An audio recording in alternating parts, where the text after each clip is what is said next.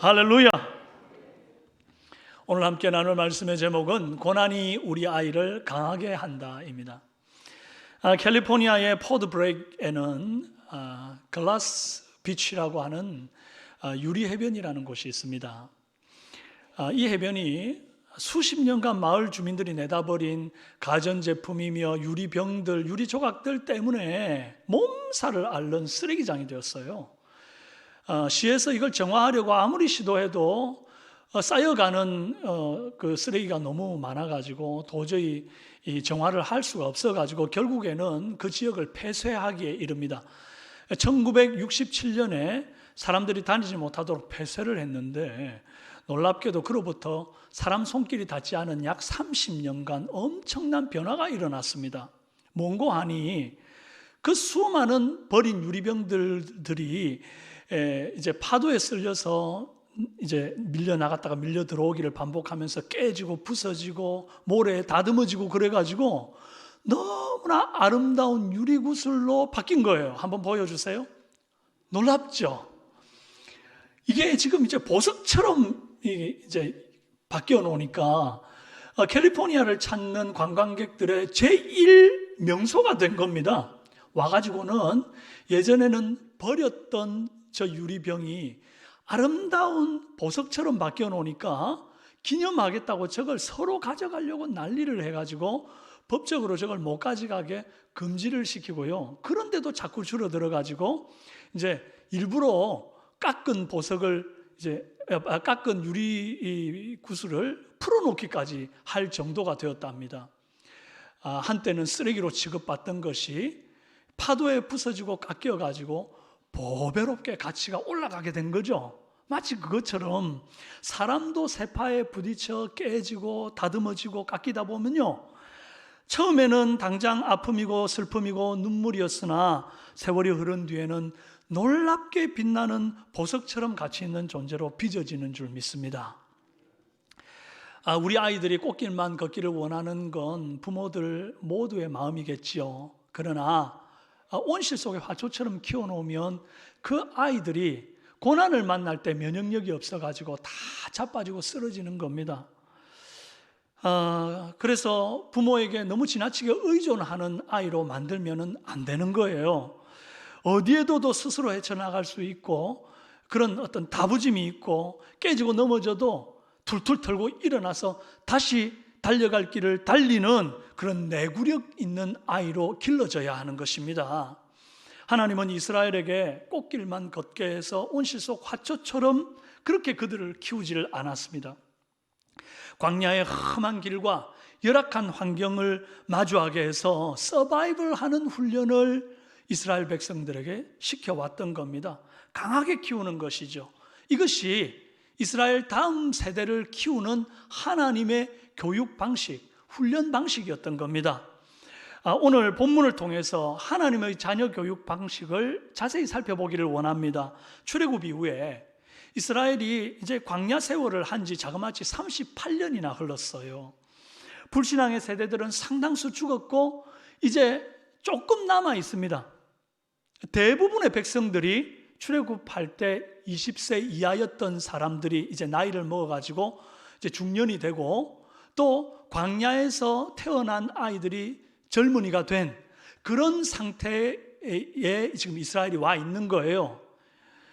이런 상황에서 모세가 그들을 이끌고 가나안 입성을 목전에 두고 가나안 땅 국경에 접해 있는 곳까지 이스라엘을 이끌고 왔거든요. 지도를 한번 보여주세요. 예, 이게 초록색 이쪽 끝에 보이는 지점이 이제 가데스 바네아라고 하는 곳이고요. 이제 그곳을 지나서 위로 올라가게 되면 신광야라고 하는 광야가 있고 그 위에 가나안 땅이 있습니다. 근데 신광야는 너무 험해서 그 길로 갈 수가 없는 거예요. 사람이 못 다니니까. 갈 수 있는 최단 거리가 어딘고 하니까 이 아라비아 광야를 통과하는 에돔이라고 하는 나라의 그 가장 최단 거리, 왕의 대로를 통과하는 거예요. 그게 바로 초록색으로 되어져 있는 길입니다. 저기가 에돔 땅 왕의 대로입니다. 여기를 통과해 가야 모압으로 해서 이스라엘로 가나안 땅으로 넘어가는데 이제 모세가 우리 이스라엘이 이 에돔 땅을 통과하게 해주지 않겠나. 그래서 에돔 왕에게 사신을 보내어 부탁을 합니다. 우리가 손 하나 까딱하지 않고 왕의 대로로만 통과할 테니 우리를 제발 들여보내 주십시오. 그렇게 얘기했는데 이 에돔 왕이 절대로 발도 못 들여놓는다 그러면서 칼을 들고 나와가지고 막아서는 겁니다. 그래서 이제 이스라엘이 이들과 전쟁을 해서 뚫고 가든지 그렇지 않으면 우회로로 돌아가든지 해야 되는데 하나님이 에돔과 싸우고 뚫고 가는 것을 허락지를 않으십니다.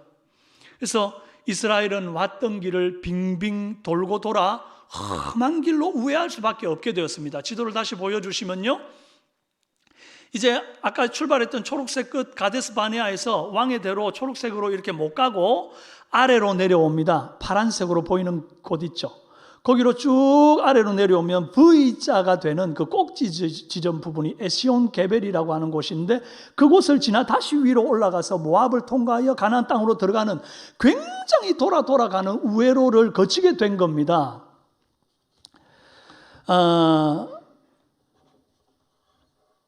200만이 넘는 이스라엘 백성들이 이런 험한 길을 돌아가야 하는 수고를 더하니까 백성들의 마음이 너무 지금 이제 막 힘든 거죠. 그런데 적군의 공격까지 받게 된 거예요. 1절 말씀에 네겝에 거주하는 가나안 사람 곧 아라서의 왕이 이스라엘이 아다림 길로 온다 함을 듣고 이스라엘을 쳐서 그중 몇 사람을 사로잡은지라 그럽니다. 아니, 빠른 길을 두고 우회하게 된 것도 서러운데 적에게 습격까지 받게 되어서 포로가 생겼으니 얼마나 더 힘들겠습니까? 그런데 이런 고난이 우연히 온 것이 아닙니다. 하나님의 섭리 속에 허락되어진 거예요. 왜냐하니까 이스라엘이 진행하는 것은 전부 다 구름기둥 불기둥으로 하나님이 이끄시는 거거든요. 만약에 하나님께서 에돔과 싸워서 돌파하기를 원하셨으면 구름기둥이 그냥 거침없이 인도해 가버렸던 거겠죠. 그런데 하나님께서 그리하지 않고 우회로로 이끌고 내려오셨다는 거예요. 그건 하나님의 섭리가 있다는 거거든요. 하나님의 계획하심이 있는 거거든요. 여기에서 이스라엘의 다음 세대를 훈련시키는 하나님의 방식을 한번 보십시오. 첫째로 고난이 올 때 정면 승부하는 습관을 기르게 하십니다. 읽어봅시다. 역경이 찾아왔습니다. 그런데 달리 생각해보면 이 역경은 하나님이 주신 기회입니다. 왜 이게 기회인고 하니, 이제 가나안 땅을 스스로 정복해 가려고 그러면 크고 작은 전쟁을 치러야 하거든요. 우리가 알지만 이후에 이렇게 보면 여리고 성도 이제 공격하고 아이 성도 공격하고 그러면서 이제 전쟁을 치르면서 여리고 그 가나안 땅을 점령해 들어가지 않습니까? 근데 이제 이스라엘 백성은 지금까지 애굽 땅에 살면서 전쟁 한번 치러본 적이 없는 사람들이거든요. 종살이를 했지 않습니까? 종에게 어느 민족이 칼과 창을 쥐어줍니까? 반란이 일어나게. 그렇기 때문에 이 사람들은 싸워본 적이 없어요. 출애굽에서 나올 때도 이스라엘이 애굽과 싸워서 이기고 나온 게 아니라 여호와께서 기적을 베풀어서 10가지 재앙을 허락하심으로 이스라엘은 그냥 거저 나온 겁니다. 그리고 지금 그 나올 때에 기적을 본 세대들은 거의 다 죽고 이제 20세 이하의 그 사람들만 지금 남아있는 그런 때잖아요. 그러니 이들이 전술 전략을 알겠습니까? 무술이라는 걸 배워봤겠습니까? 싸움이라고는, 전쟁이라고는 1도 모르는 세대들이거든요. 그래서 하나님께서 작은 전쟁, 그들이 감당할 만한 전쟁을 눈앞에서 직접 경험하게 해주는 기회를 갖게 하시는 겁니다. 훈련인 거죠. 큰 고난이 이제 백성들 앞에 닥친 겁니다. 외부에서의 침략이라고 하는 고난. 그런데 이 고난 앞에서 백성들이 똘똘 뭉치기를 시작하네요. 고난을 뚫고 앞으로 나아갑니다. 정면 승부를 하는 거예요. 한 사람도 원망 불평하는 이가 없고, 2절에 이스라엘이 여호와께 서원하여 이르되 주께서 만일 이 백성을 내 손에 넘기시면 내가 그들의 성읍을 다 멸하리이다. 그래요.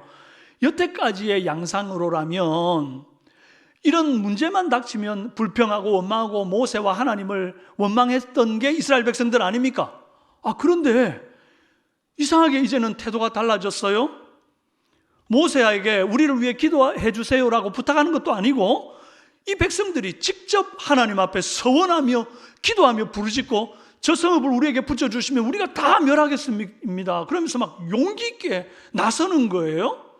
38년의 세월 동안 하나님께서 다음 세대를 좀 빚어 놓으신 것이 이제 눈에 보이는 그런 대목이 아닌가 싶습니다. 그랬더니 3절에 여호와께서 이스라엘의 목소리를 들으시고 가나안 사람을 그들의 손에 넘기심에 그들과 그들의 성읍이 다 멸하니라. 그러므로 그곳의 이름을 호르마라 하였더라 그래요.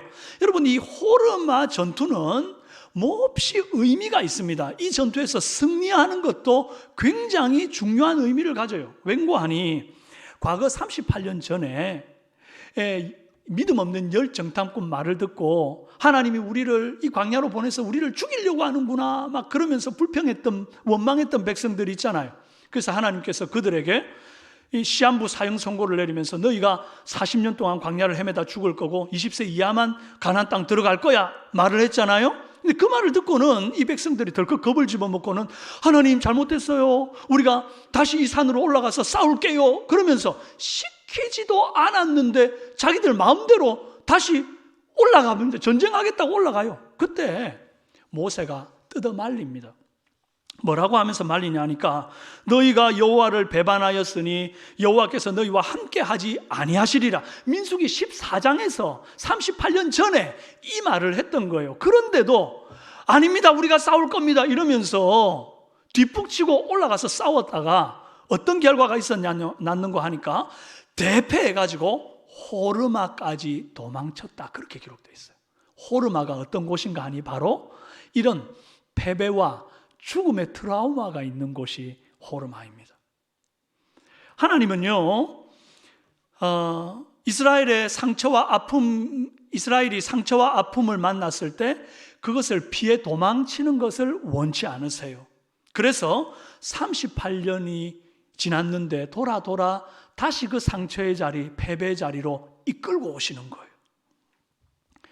이 땅에서 패전한 이 상처를 극복하지 못하면 앞으로 남은 가나안 정복은 어렵다는 거죠.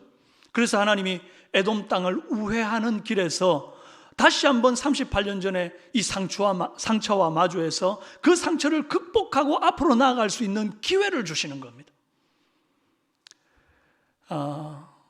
여러분, 우리 가운데도 아픔이 있을 때, 상처가 있을 때 도망치는 분들이 있습니다. 뭐만 조금 힘들면 막 그냥 잠수 타는 분들이 있어요. 피하는 분들이 있어요. 여러분, 하나님은 시험을 통과하지 못했을 때 아이고 그래 나는 힘들구나, 이거는 그냥 넘어가고 다른 거 하자 그러고 돌리는 법이 없습니다. 마치 신앙의 성장은 계단과도 같아가지고 반드시 이 시험을 통과해야만 그 다음 스텝으로 가는 거거든요. 그래서 하나님은 이 시험을 통과하지 못한 사람에게 다시금 같은 고난, 같은 시험을 반복해서 만나도록 하십니다. 그래서 반드시 우리에게 필요한 것은 이런 고난과 시험을 만났을 때 돌아가는 법을 가르치는 것이 아니라 정면 승부에서 뚫고 가는 법을 가르쳐야 하는 거예요. 이스라엘이 이 호르마에서 전투를 할 때에 정면 승부한 이후에 얻은 교훈이 있습니다. 그게 뭔고 하니 똑같은 장소, 똑같은 사람, 똑같은 전투지만 하나님이 함께 하셨을 때의 싸움과 하나님이 함께 하지 않았을 때의 싸움은 결과가 180도 다르다는 것을 깨닫게 되는 거예요. 38년 전에 하나님이 함께 하지 않았을 때는 정말 말도 안 되게 패배를 했는데 이제 38년 후 주님과 함께 하니까 그 같은 호르마에서 승리를 거두는 겁니다. 전투를 더 많이 경험을 쌓아서 이기는 게 아니었단 말이에요. 단지 달라진 게 있다면 하나님이 함께 한다는 거예요. 여러분, 우리는 매일 같은 공부, 같은 직장, 같은 인간관계 속에서 살면서 치열하게 경쟁하며 생존합니다. 이 치열한 삶을 내 힘만 의지해서 분투하는가, 안 그러면 하나님을 의지하고 주님과 함께 싸워 이기는가, 거기에 따라서 삶의 결과가 180도 다르게 나는 거예요. 저와 여러분은 주를 의지하고 매 순간 주와 함께하여 승리를 얻는 은혜의 사람들이 되기를 바랍니다. 여러분의 자녀가 그런 사람 되도록 가르치기를 바랍니다. 이 고난의 우회로를 주시어 다음 세대를 훈련하시는 하나님의 방식. 둘째는요, 일상의 기적에 감사하는 습관을 기르게 하십니다. 읽어봅시다. 호르마에서 정면 승부한 데까지는 참 좋았는데 이후로도 이제 호르산에서 출발하여 홍해길을 따라 에돔 변방들을 우회하여 에시온 게벨에 이르러 다시 모압 땅으로 해서 가나안 땅으로 우회하여 가는 그 길이 너무 험하니까 이스라엘 백성들이 원망과 불평을 쏟아내놓기 시작하는데 뭐라고 하느냐니까 5절에 이곳에는 먹을 것도 없고 물도 없도다. 우리 마음이 이 하찮은 음식을 싫어하노라 하매. 그럽니다. 여러분, 이 사람들이 이 하찮은 음식이라고 말하는 게 뭔지 아십니까? 만나를 말하는 겁니다. 만나는 이 땅에 존재하는 식재료가 아니죠. 하나님께서 하늘에서 만들어 뿌려주시는 천국의 식재료거든요. 이걸 쪄서 떡으로도 만들어 먹고 밥처럼 먹기도 하고 구우면 이제 과자같이 먹기도 하는 거예요. 그래서 솔직히 200만 명이나 되는 사람들을 매일같이 아무것도 없는 그 광야에서 굶기지 않고 배불리 먹고 살게만 해도 엄청난 기적 아닙니까? 근데 이제 이게 대단한 기적인데 우리가 늘 그냥 광야에서 만나 먹고 살았다 이러니까 이게 얼마나 대단한 기적인지를 잘 몰라요. 느낌이 안 오실 것 같아서 자, 계산을 한번 해봤습니다. 제가 이런 거 좋아하잖아요. 보통 4인 가족 한 달 쌀 소비량이 약 20kg 정도 됩니다. 저희 집은 뭐 밥 먹는 이게 이제 식수 인원은 4인인데 애들이 밥을 많이 안 먹어가지고 한 달 한 보름 정도를 먹대요. 그런데 또 어떤 가정은요 20kg 가지고 모자란대요. 그러니까 딱 중간으로 해서 평균 한 20kg로 잡아봅시다. 그 20kg고 쌀 가격이 천차만별이겠지만 뭐 47,000원, 뭐 5만 원 하는 것도 있고 38,000원 하는 것도 있는데 보니까 딱 중간이 45,000원입니다. 그럼 자 45,000원으로 계산해요. 쌀 20kg 한 포대 45,000원 잡으면 한 달에 200만 명이 먹으려고 할 때에 4인 가족이 한 포대로 계산하게 되면 50만 포대를 한 달 동안 먹는 거잖아요. 이게 가격으로 계산하면 한 달 225억입니다. 1년이면 2,700억이고요. 38년이면 10조 2,600억이 됩니다. 엄청나죠? 여러분, 이걸 톤, 무게로 계산을 해봤어요.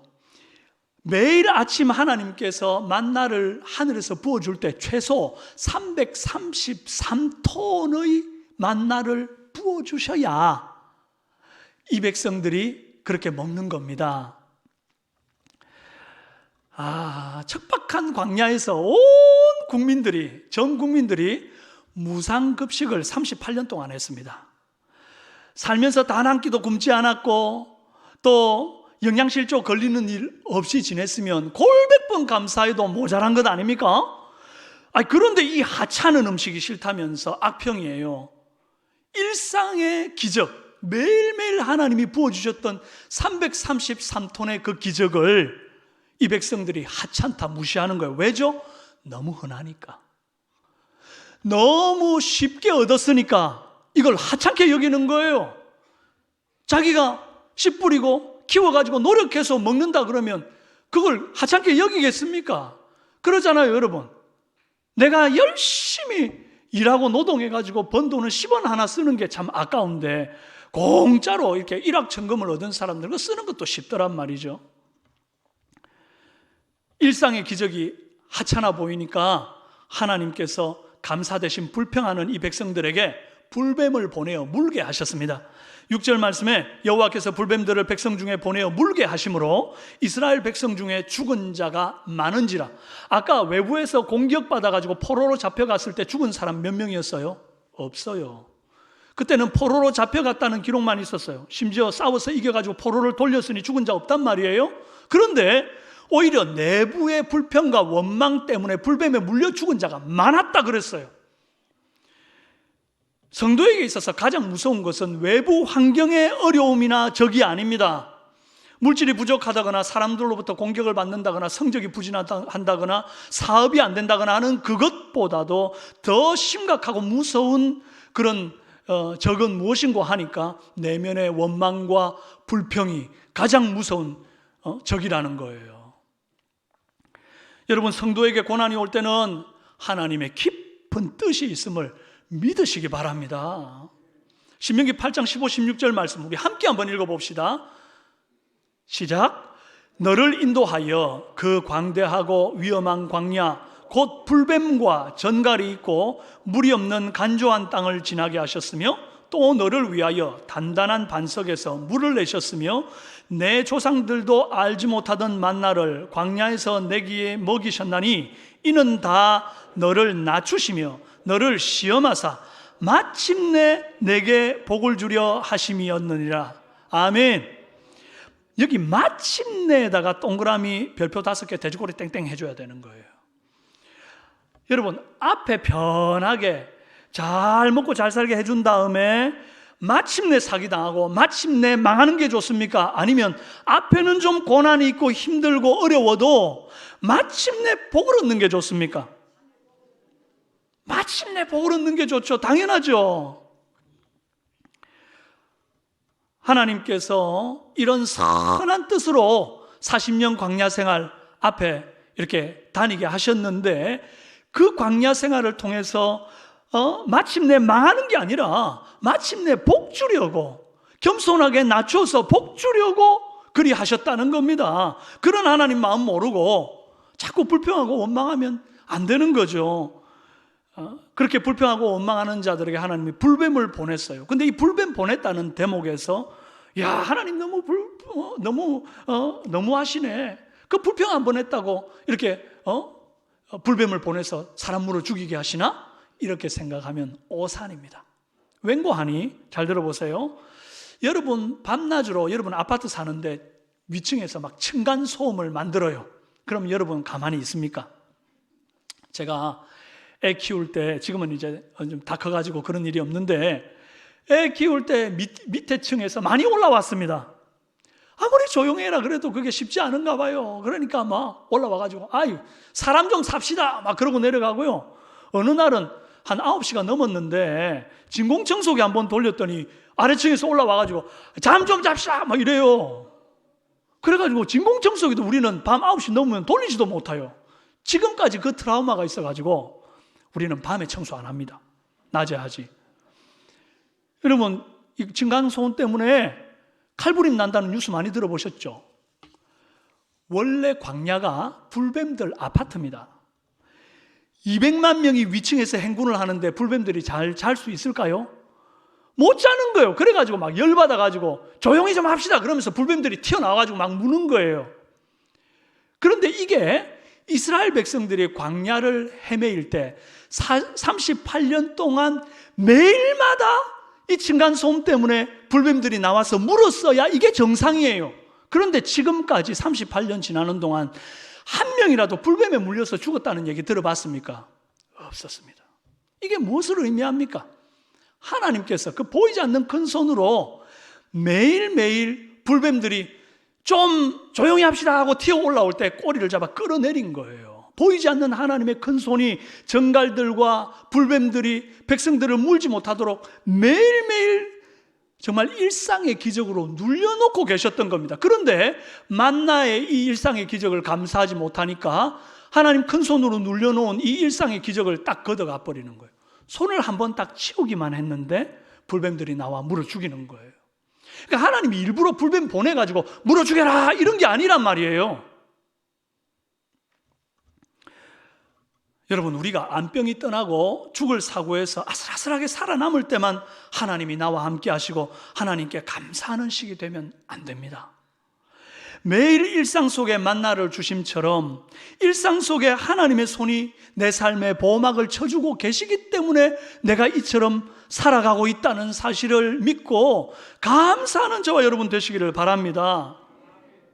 혹 전에 없던 고난이 갑자기 내 삶에 들이닥칠 때에 내가 주님 매일 일상 속에 베풀어 주신 그 기적을 모르고 원망하고 불평한 것은 아닌가 한번 먼저 돌아보는 겸손함이 있기를 바랍니다.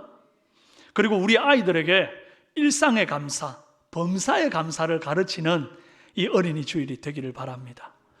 이 고난의 우회로를 주시어서 다음 세대를 훈련하시는 하나님의 방식, 셋째는 믿음으로 사는 습관을 기르게 하십니다. 읽어봅시다. 불뱀에 물려 불평하던 사람들이 많이 죽어가던 중에 모세가 백성들을 위해 기도했더니 하나님이 살 길을 주셨습니다.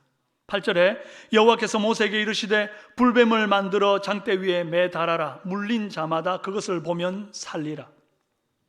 왜 불뱀을 만들어 장대에 매달고 놋뱀으로 만든 거거든요. 그걸 매달고 그것을 본 자마다 살게 하시는 방식, 이상한 방식으로 사람을 구원하시나요? 일단 장대 위에 매달린 놋뱀은 나무 십자가에 달린 예수 그리스도를 상징합니다. 그리고 누구든지 이 예수를 믿음으로 바라보면 구원을 얻는다는 것을 예표하고 있어요. 9절 말씀에 뱀에게 물린 자가 놋뱀을 쳐다본 즉 모두 살더라. 여기에서 중요한 것은 무엇인가 하니까 쳐다본 즉입니다.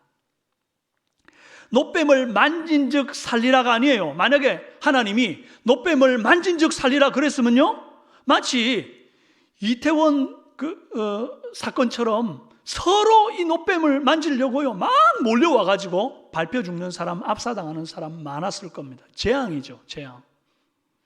또 놋뱀을 만진 14만 4천 명만 살리라, 그렇게 이제 선착순이라고 정해뒀으면요, 이 구원에 티오가 있었다고 한다면요, 경쟁 때문에 서로 죽이는 일들이 일어났을 거예요. 누구보다 무엇보다 여러분 선착순으로 산다 그랬을 때 누가 먼저 살겠습니까? 제일 덜 아픈 사람부터 살겠죠.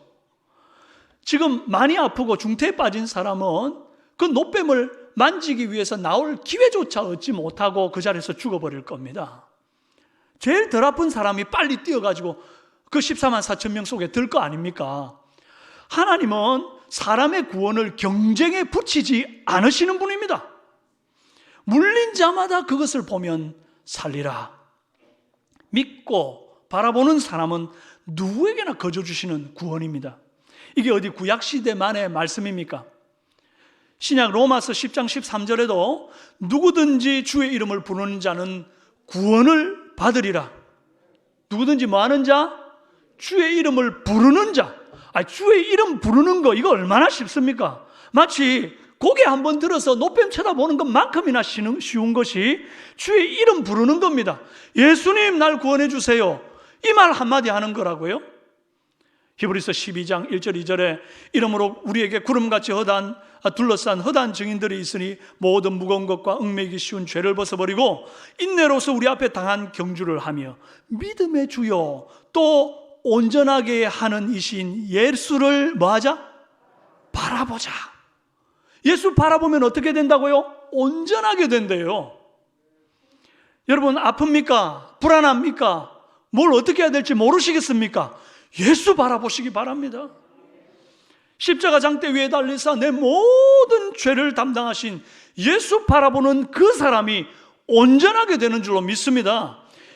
여러분의 사업 가운데서 정말 어찌할지 모를 때, 여러분의 자녀를 키우면서 어찌할지 모를 때, 여러분의 질병 고통 가운데 어찌할지 모를 때 장대에 십자가에 매달리신 예수 그리스도 바라볼 때에 거기서부터 구원의 능력이 우리 가운데 흘러들어온 줄로 믿습니다. 자, 이번에는 장대에 달린 이 놋뱀이 예수님이라고 하는 상징을 쏙 빼고 한번 생각해 봅시다. 구약시대는 예수님 오시기 전이잖아요. 그러면 무엇을 믿는 믿음으로 놋뱀을 바라봤기에 사람들이 살게 된 걸까요? 놋뱀에 무슨 영험한 능력이 나오는 건가요? 아니죠.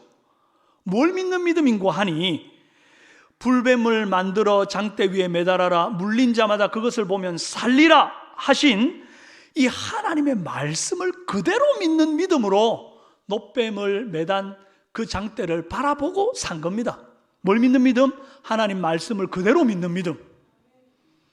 많은 사람들이 이렇게 생각하죠. 야, 약을 주라, 약을. 그거 본다고 믿냐? 과학적이지도 않고 상식적이지도 않잖아. 이렇게 말하는 사람들은 다 죽는 겁니다. 솔직히 이런 생각한 사람들 많았을 거예요. 불뱀에 물려서 독이 퍼졌으니 무슨 해독제 만드는 레시피라도 알려주든지, 그게 과학적이지. 또 어떤 사람은 하다못해 주문이라도 외우는 게 더 좀 의지가 되겠다, 이런 생각을 하는 사람도 있었을 거예요. 그러나 그리 생각하고 장대를 보지 않은 사람은 다 죽는 겁니다.